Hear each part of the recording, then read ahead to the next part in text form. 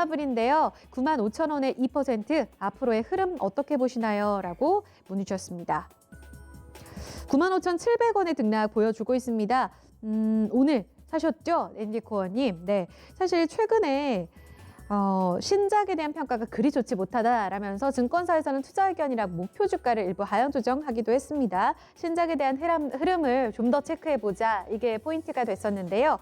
오늘도 WHO에서는 게임에 대해서 다 같이 사회적 거리 두기를 통해서 각자 우리 다 같이 플레이하자, 이런 캠페인을 권고하면서 질병에서 이제는 적극 권장으로 입장을 또 바꾸기도 했습니다. 이것이 게임주의 투심을 오늘은 일부 자극시켜주고 있는데, 이광무 전문가님, 넷마블의 흐름 어떻게 보세요? 일단 넷마블은 두 가지 내용으로 좀 지켜봐야죠. 하나는 본 사업인 게임, 그리고 최근에 와서는 이 렌탈 사업에 대한 새로운 계획을 가지고 있죠. 우선 이제 게임에 대한 얘기를 한다면은 WHO에서 이 게임 질병에 대한 내용들을 좀 완화시키고 지금 같은 코로나19의 여가 생활을 게임으로 해도 좋겠다라는 권고가 나왔습니다. 이게 좀 사실은 시장 환경 때문에 좀 이야기가 좀 바뀐 내용이긴 한데 이 때문에 게임주가 올라가거나 그러지는 않을 것 같고요. 뭐 게임에 대한 규제를 강화한다는 얘기들은 게임주들의 움직임들을 좀 막을 수는 있겠지만은 게임을 좀 권고한다라는 이야기로는 뭐 크게 모멘텀 된다라고는 볼 수는 없습니다. 우선은 뭐 큰 뉴스는 아니다라고 넘어갈 것 같고요. 대신에 이제 넷마블이 이 새로운 신작 게임이 A3라는 게임인데 사실 저는 이제 게임을 즐겨 하거나 그러지는 않아요. 근데 제가 많이 접할 정도로 A3에 대한 광고는 굉장히 많은 것 같습니다. 그러면은 A3에 대한 투자만큼의 효과는 나오지 않을까. 지금 같은 코로나19에 대한 환경이 있다라면은 충분히 환경이 좀 이 유저 확보에 대한 부분들이 원활하게 진행될 것 같고요. 그리고 보통 게임주들이요, 이 방학 시즌에 가장 큰 성수기를 맞습니다. 그런데 지금은 자의반 타의반 방학이 길어지고 있죠.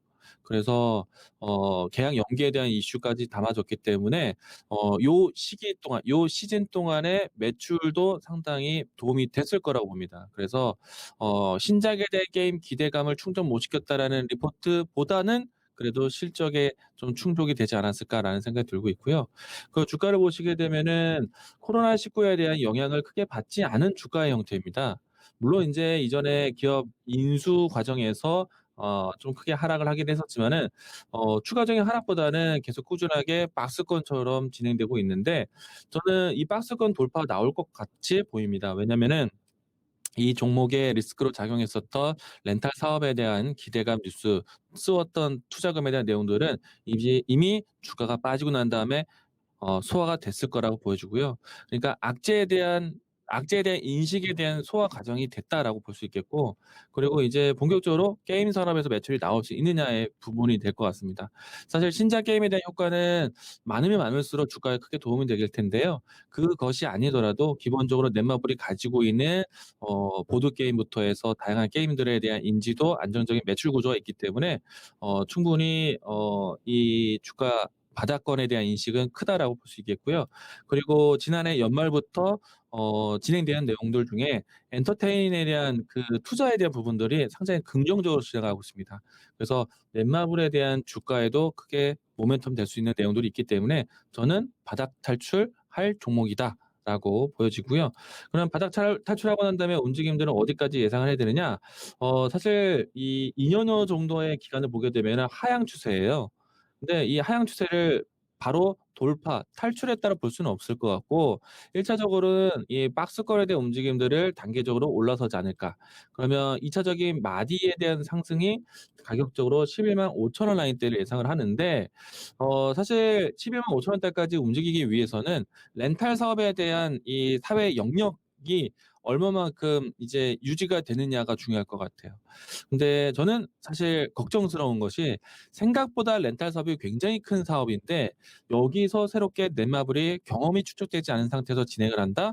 그러면은 규모의 경쟁에 먼저 뛰어들어야 되기 때문에, 만약에 혹시라도 지금 이 새로운 렌탈 사업에 대한 기업을 추가로 인수를 한다. 저는 오히려 이게 미래를 위한 투자긴 하지만 이거는 주가에 독이 된다고 봐요. 왜냐면 아직 불확실성한 사업에 뛰어든 상태에서 투자금을 늘리게 되면은 분명히 시장에 역풍을 맞을 수 있다. 이런 생각이 들기 때문에 이런 내용들이 불거진다라면은 주가에 좀 도움이 되지 않을 수 있기 때문에 조금은 피해가는 게 좋습니다.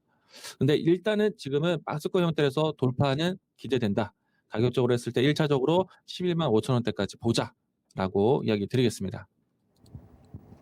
네, 11만 5천 원. 와, 상단 뚫어낼 것으로 보네요. 네, 일단은 뭐 신작도 중요하겠고, 일단 고점을 뚫어내는 데 있어서는 렌탈 사업에 대한 시너지가 얼마나 효과를 발휘하느냐, 이것도 좀 같이 체크해 보시면 좋을 것 같습니다.